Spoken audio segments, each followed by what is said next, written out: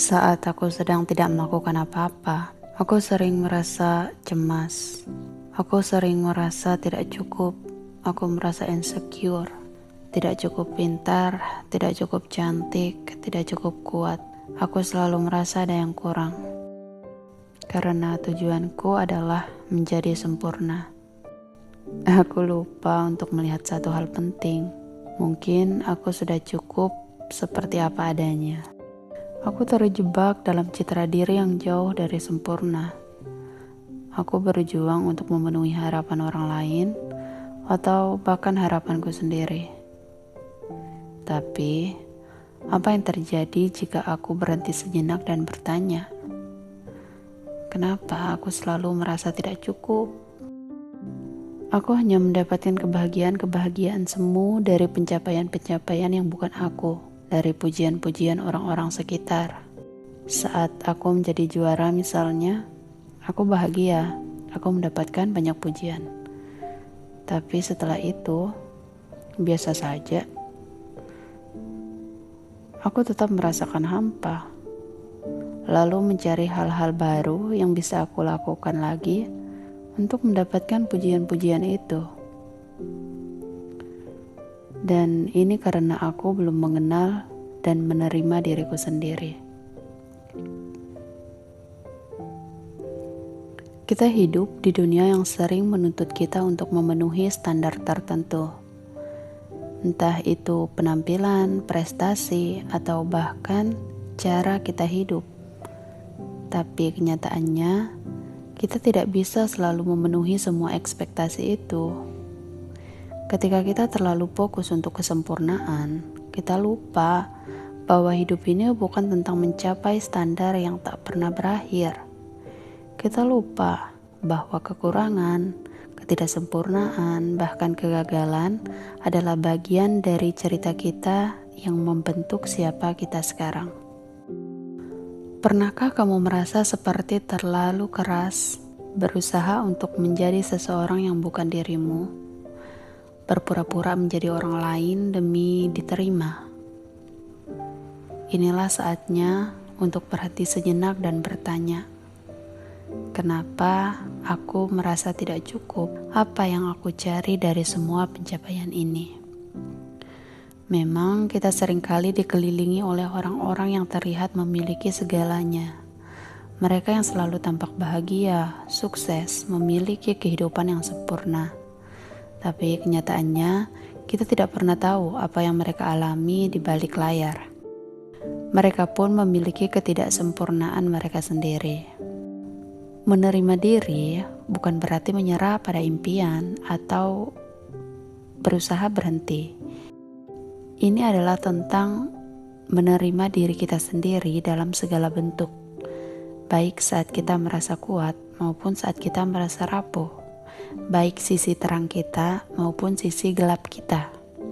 Ini adalah tentang memberi ruang untuk menjadi manusia, karena di dalam diri setiap manusia pasti punya kelebihan, begitupun kekurangan.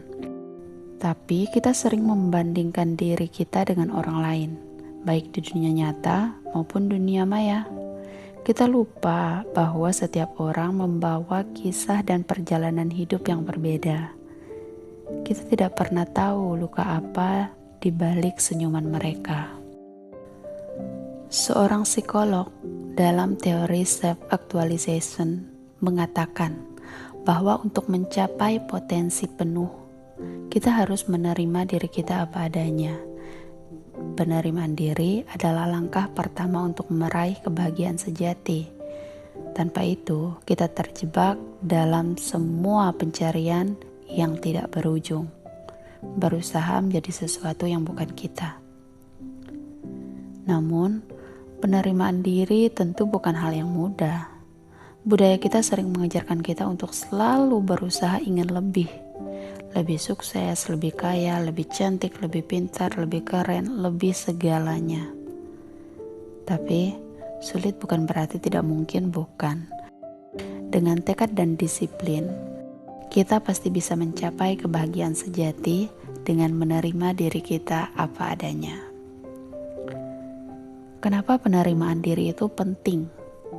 Karena dengan menerima diri sendiri, kita bisa melepaskan beban yang berasal dari ekspektasi eksternal, harapan-harapan luar, harapan-harapan orang lain terhadap kita.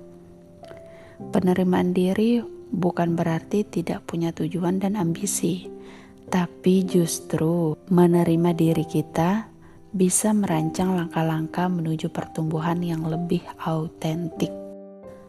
Dengan menerima diri, kita akan mengenal diri kita, mengetahui kekurangan dan kelemahan kita, mengetahui apa sebenarnya yang kita butuhkan dalam hidup, apa tujuan kita yang sebenarnya. Sehingga kita akan mendapatkan kebahagiaan sejati, bukan hanya kebahagiaan-kebahagiaan semu dari pujian-pujian orang terhadap kita. Dengan menerima diri, kita bisa menemukan arah kemana kita harus berjalan untuk menuju impian itu. Kita bisa mengetahui tindakan-tindakan apa untuk memaksimalkan dan mengembangkan kelebihan atau potensi yang kita miliki. Dan juga kita bisa menentukan tindakan untuk mengatasi kekurangan yang ada dalam diri kita. Ini sebenarnya langkah yang paling menyenangkan untuk kita jalani, meskipun sangat sulit untuk menghadapi tantangan dari luar, penilaian-penilaian orang lain terhadap kita. Tapi saat kita sudah memulai untuk melangkah pulang ke diri kita, sebenarnya kita sudah mulai hidup dalam impian kita sejak saat itu. Jean-Paul dalam filsafat eksistensial mengajarkan kita dipaksa untuk menghadapi kenyataan bahwa hidup ini tidak selalu memiliki makna yang jelas, dan kita adalah pencipta makna itu sendiri. Ini artinya kita bukanlah produk dari norma sosial atau harapan orang lain. Kita bebas untuk menjadi siapa kita yang sebenarnya. Freud mengatakan bahwa manusia memiliki superego dalam dirinya, dan itu menjadi pengawas yang sangat keras, mendorong kita untuk terus-menerus memenuhi syarat yang tidak realistis. Pada titik ini, kita harus belajar membedakan suara kritis dalam diri kita yang berasal dari ekspektasi orang lain dan suara yang mengarah pada pertumbuhan yang sejati. Jadi ingatlah, menerima diri yang tidak sempurna adalah langkah pertama menuju kebebasan.